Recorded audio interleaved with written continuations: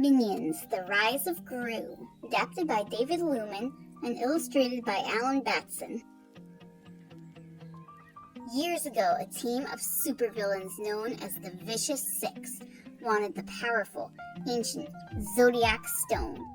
Their oldest member, Wild Knuckles, snuck into a creepy jungle temple to steal it. But when Wild Knuckles returned with the stone, Bellbottom and the other villains stole it from him. Wild Knuckles vowed to get the stone back. In another part of the world, a boy named Gru had recently started 6th grade. When his teacher asked what he wanted to be when he grew up, he answered, a supervillain. All the other kids laughed at him. But when he got home, Gru found an invitation from the Vicious Six. He ran to his new lair and told his minions, the Vicious Six got my application. They want to interview me tomorrow. The minions cheered, Mini Boss, Mini Boss.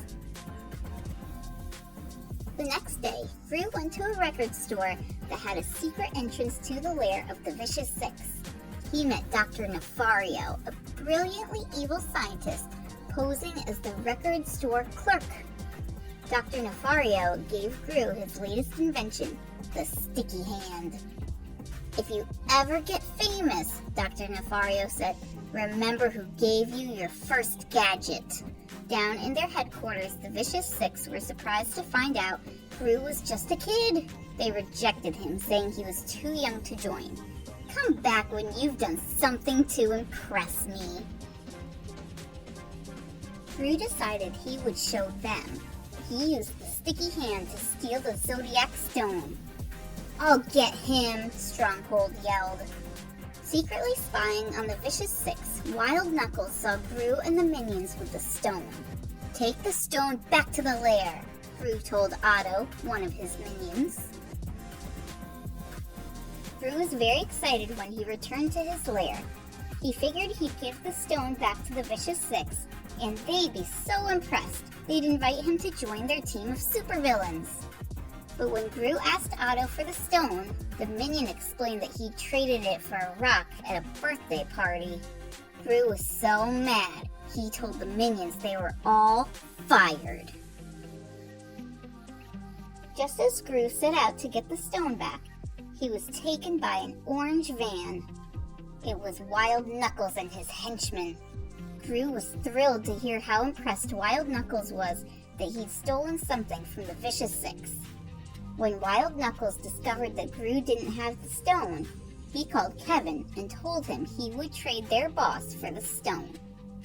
Kevin, Stuart, and Bob went into the birthday party house to get the stone back.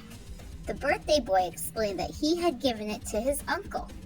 Meanwhile, outside the party house, Otto saw the uncle ride off on a motorcycle and chased after him. The other minions decided they needed to get to San Francisco to save Gru, who was being held at Wild Knuckles' new lair, Disco Inferno. At the airport, Kevin and Stuart disguised themselves as pilots. Bob dressed as a flight attendant. The ride was a little bumpy, but they managed to fly a plane to San Francisco. While the minions tried to get into Wild Knuckles' hideout, his henchmen attacked. But just as things started looking really bad, a martial arts expert named Master Chow fought them off. The minions asked Master Chow for kung fu lessons. She firmly said no, until Bob used his puppy dog eyes, and then so did Kevin and Stuart. On their search for Gru and the stone, the Vicious Six learned that Gru was with Wild Knuckles at his lair. By this time, Otto had gotten the stone back. Master Chow tried to teach Kung Fu to the minions.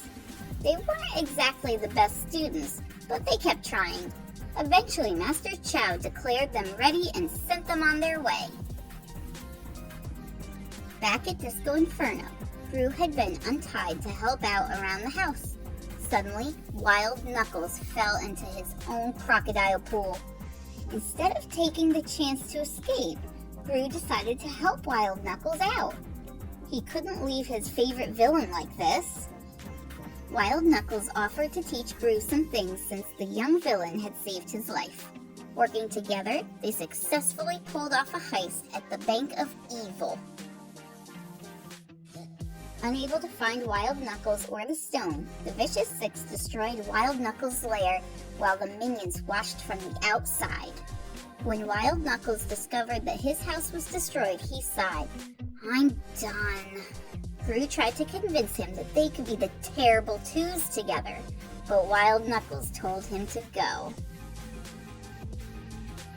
Gru took the trolley to Chinatown, and there he found Otto. The minion gave Gru the stone. The young villain was confident that he could set things right and come out on top as a master supervillain.